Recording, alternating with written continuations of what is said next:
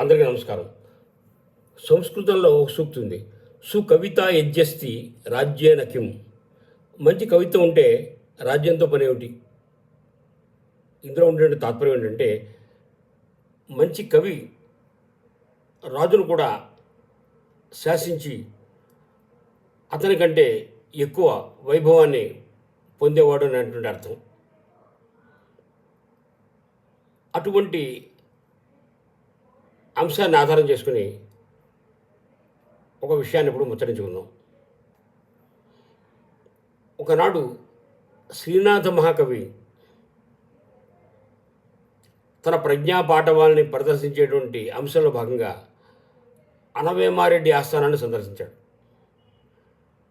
అనవేమారెడ్డి తన ఆస్థానానికి వచ్చినటువంటి శ్రీనాథ మహాకవిని సగౌరవంగా ఆహ్వానించి తన కీర్తిని వర్ణిస్తూ ఒక పద్యం చెప్పని అడిగాడు.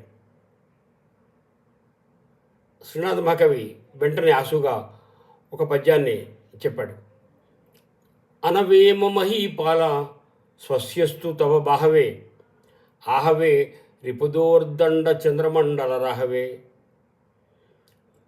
అనవేమ మహీపాల స్వస్యస్తు తవ బాహవే ఆహవే రిపుదోర్దండ చంద్రమండల రాహవే.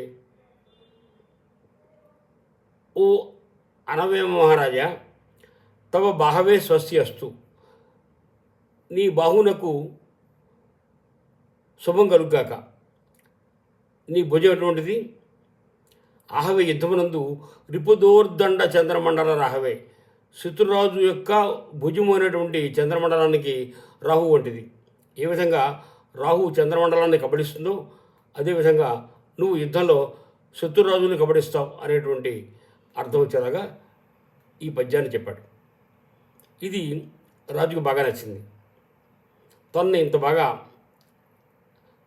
స్తుతించినటువంటి శ్రీనాథ మహాకవికి తగిన పారితోషికం ఇవ్వాలి అనే ఉద్దేశంతో 1000 బంగారు నాణ్యాలు ఇద్దామనేటువంటి తన అభిప్రాయాన్ని తన పక్కన ఉన్నటువంటి భార్యకి తెలియజేశాడు. ఆమె అది విని, స్వామి, ఈ పద్యానికి 1000 బంగారు నాణ్యాలు సరిపోవు, ఎంత అద్భుతమైన పద్యం చెప్పారైనా, అందువల్ల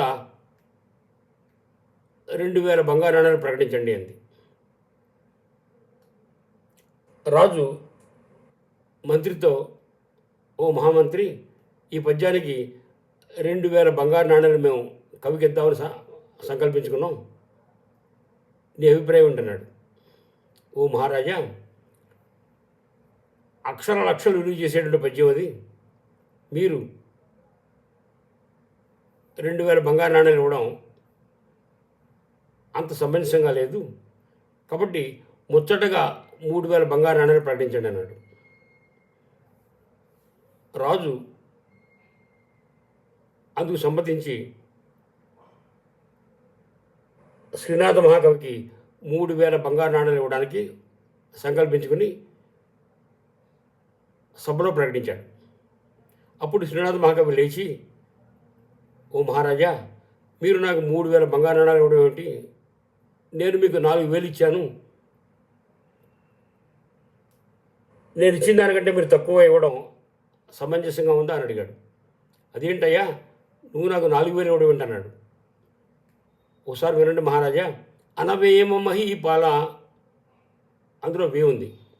స్వస్యస్తు తవ బాహవే, అందులో ఇంకో వే ఉంది. ఆహవే, అందులో ఇంకో వే ఉంది. చంద్రమండల రాహవే.